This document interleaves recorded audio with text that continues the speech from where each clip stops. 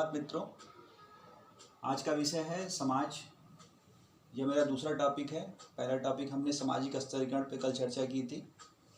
Topic को शुरू करने से पहले एक छोटा सा संदेश विद्यार्थियों के लिए। जो वर्तमान समय में हमारे समाज में एक भयंकर महामारी अपना विकराल रूप लेते जा रही है, उससे आप सतर्क रहें, बचें, लोगों को जागरूक करें, स्वस्थ रहें। अब आते हैं हम अपने टॉपिक पे। समाज क्या है, ये बताने से पहले हम ये बात करेंगे कि अनेक सामाजिक विज्ञान जो हैं वो अपने अपने तरीके से समाज को बताने का प्रयास किए हैं। बेसिकली हमें समाजशास्त्र में हम समाजशास्त्र की बात कर रहे हैं, तो उसमें हम बताने का प्रयास करेंगे कि समाज क्या है। लेकिन उसके पहले जो अन्य समाज विज्ञान हैं उसमें समाज को बताया गया है, उसकी भी चर्चा हम कर दें। जैसे राजनीति शास्त्र में व्यक्तियों के समूह को समाज बताया गया है। अर्थशास्त्र में आर्थिक क्रिया संपन्न करने वाले व्यक्तियों के समूह को समाज कहा गया है। मानव शास्त्र में एंथ्रोपोलॉजी में आदिम समुदायों को समाज कहा गया है। जबकि समाज शास्त्र में समाज व्यक्तियों के व्यवहारों, व्यक्तियों के सामाजिक संबंध की एक व्यवस्था को बताया गया। मतलब कि समाज शास्त्र में समाज को सामाजिक संबंध के आधार पर बताया गया है।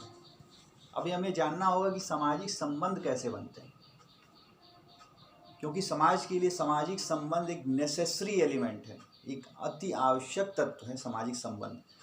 तो सामाजिक संबंध डेवलप कैसे होता है?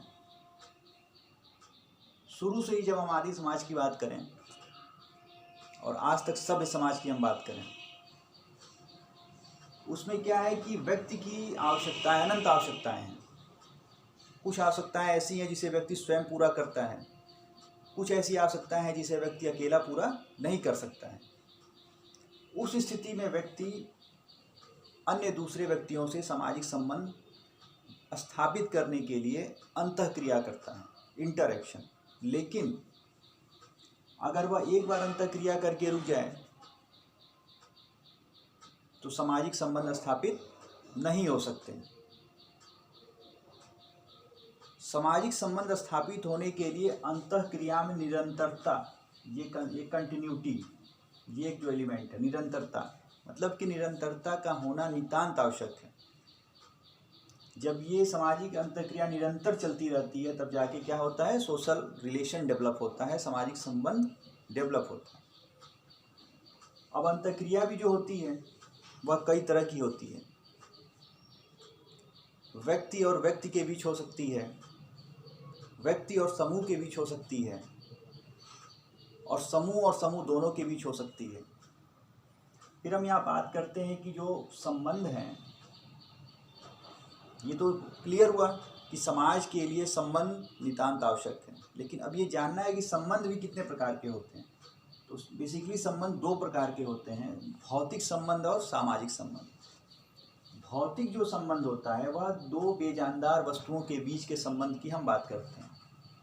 मतलब क्या है बेजानदार वस्तुओं के बीच संबंध? मतलब सपोज डेट की एक मेज है, उस पर एक बुक रखी हुई है,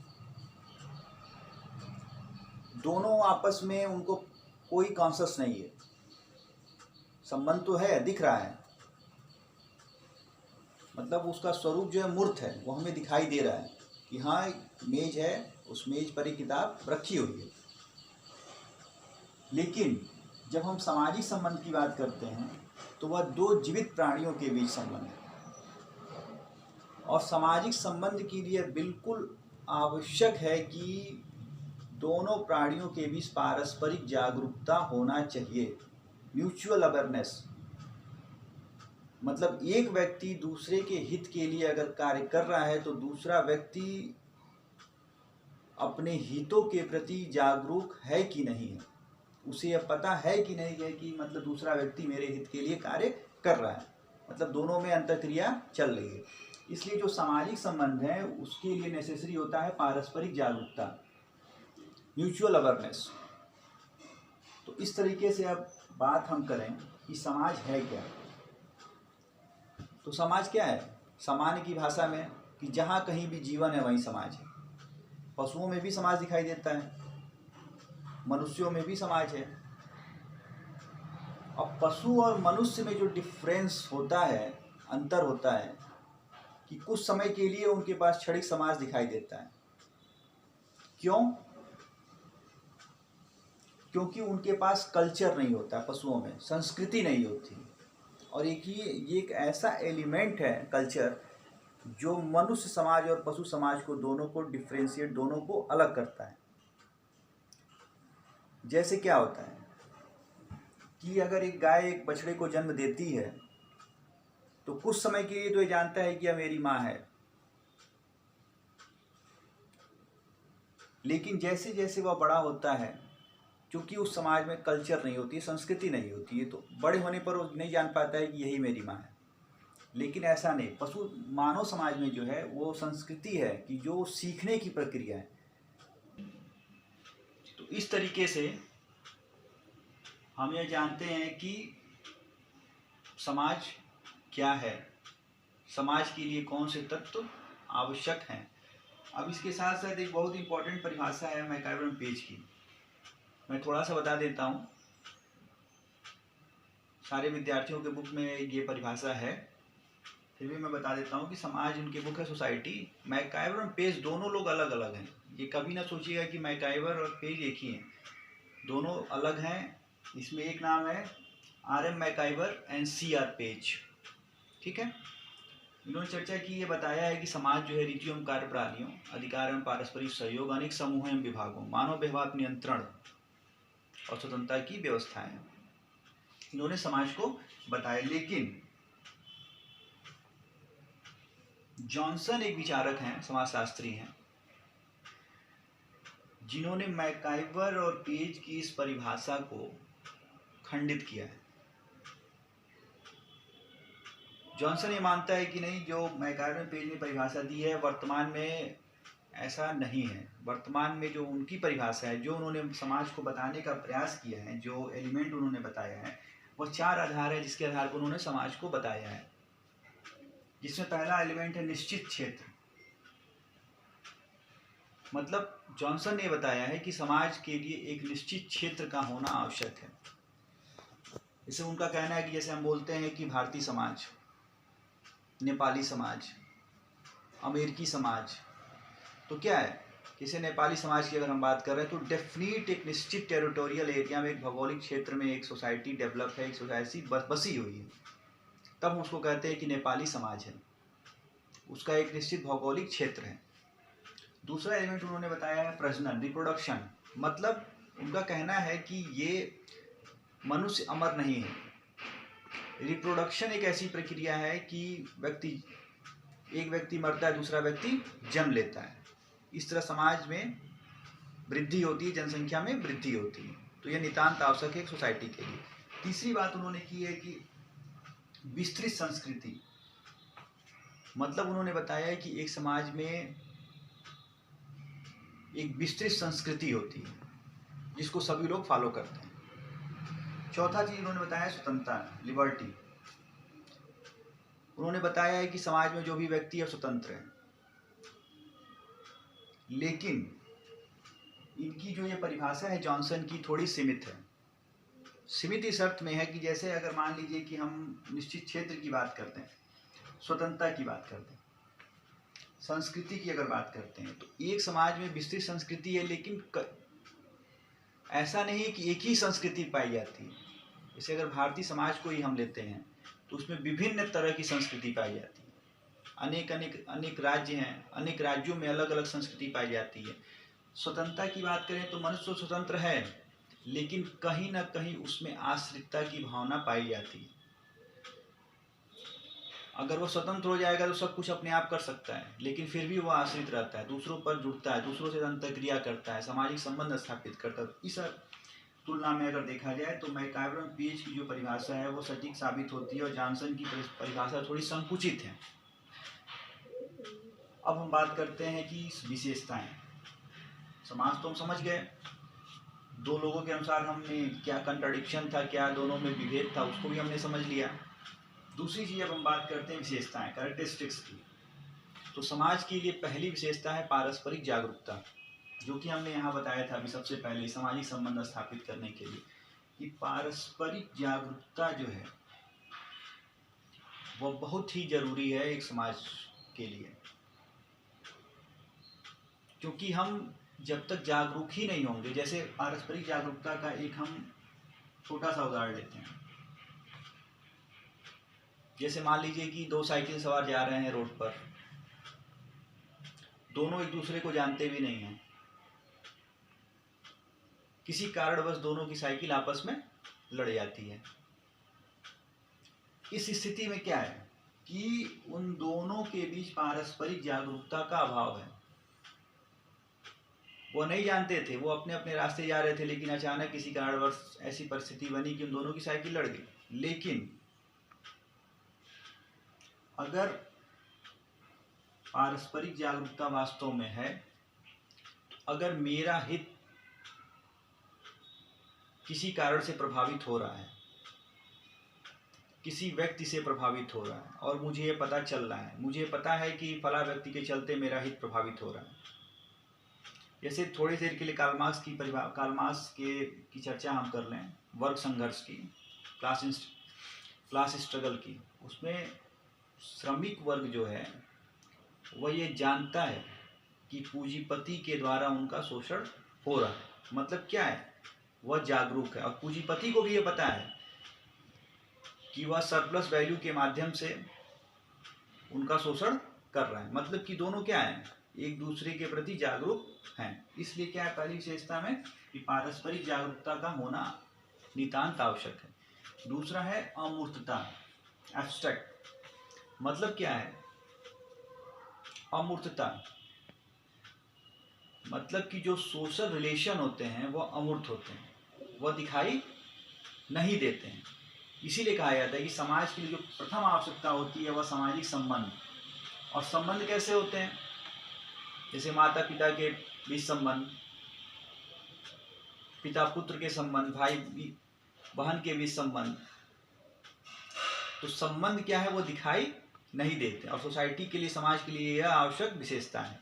तीसरी है सहयोग एवं संघर्ष। अब सहयोग की बात है, आवश्यकता पड़ी मनुष्य की तो उसने अंतःक्रिया किया। अंतःक्रिया किया तो क्या हुआ, एक दूसरे के व्यक्ति सहयोग करना शुरू किए। ठीक, तो बिना सहयोग के समाज की कल्पना नहीं संभव है। उसके बाद आता है संघर्ष। तो संघर्ष भी नितांत आवश्यक है सोसाइटी को चलाने के लिए। अब कैसे आवश्यक है? जैसे मार्क्स कहता है कि अभी तक के सभी समाजों का इतिहास वर्ग संघर्ष का इतिहास है। मतलब क्या है कि जो मार्क्स ने समाज का क्लासिफिकेशन किया उसमें बताया कि शुरू से ही संघर्ष होता रहा और सोसाइटी डेवलप करती रही, सोसाइटी का रूप चेंज होता गया और वर्तमान में ऐसा होगा। मतलब कि कहीं ना कहीं समाज में संघर्ष भी विद्यमान है, सहयोग के साथ साथ संघर्ष भी विद्यमान है। नेक्स्ट आता है समानता एवं असमानता। अब जैसे समानता की हम बात करते हैं तो समानता भी बहुत जरूरी है। जैसे सपोज दैट एक परिवार का उदाहरण हम लेते हैं। अगर एक परिवार में विचारों की समानता नहीं है तो निश्चित रूप से वह परिवार विघटित हो जाएगा। तो समानता का भी होना जरूरी है। उसके साथ साथ असमानता।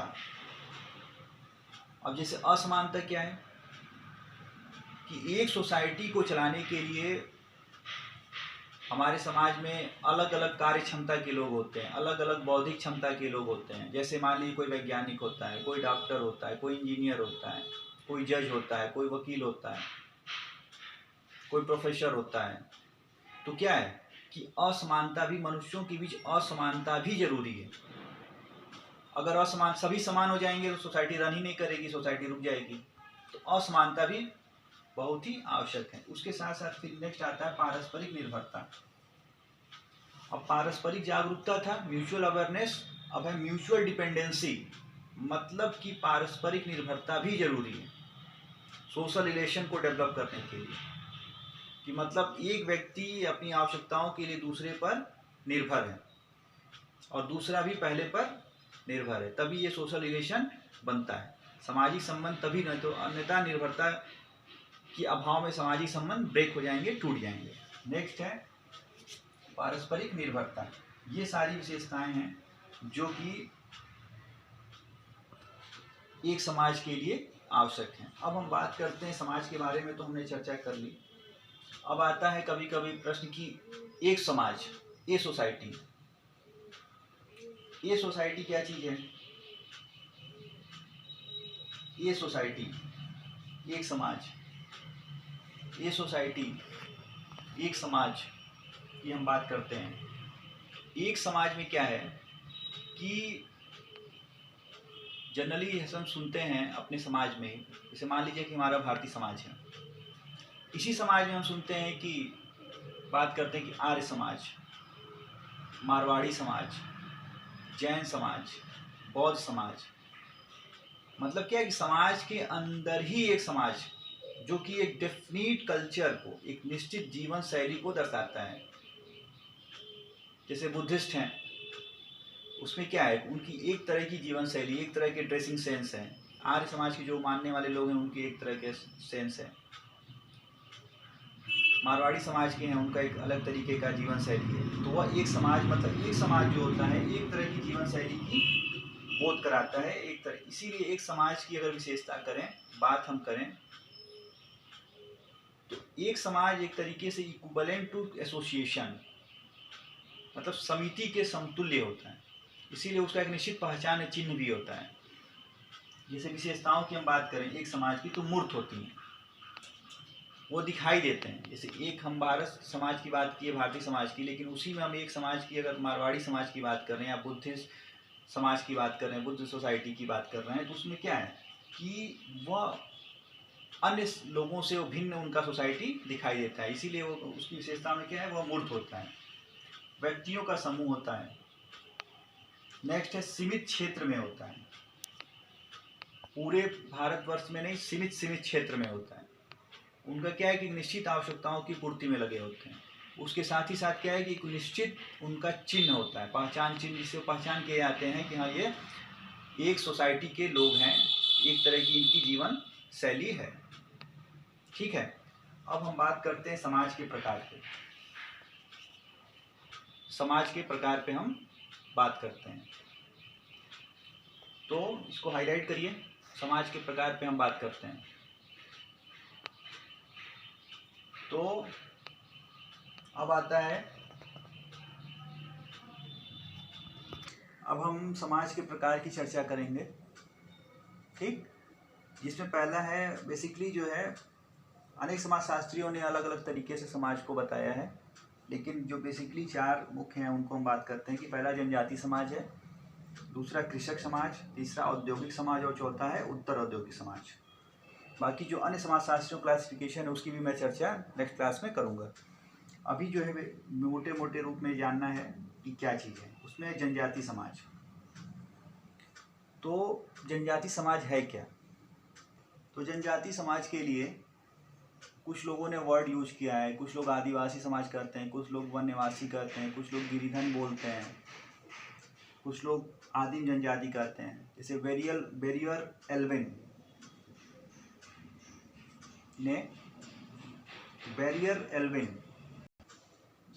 ने इन्हें आदिम जाति का है।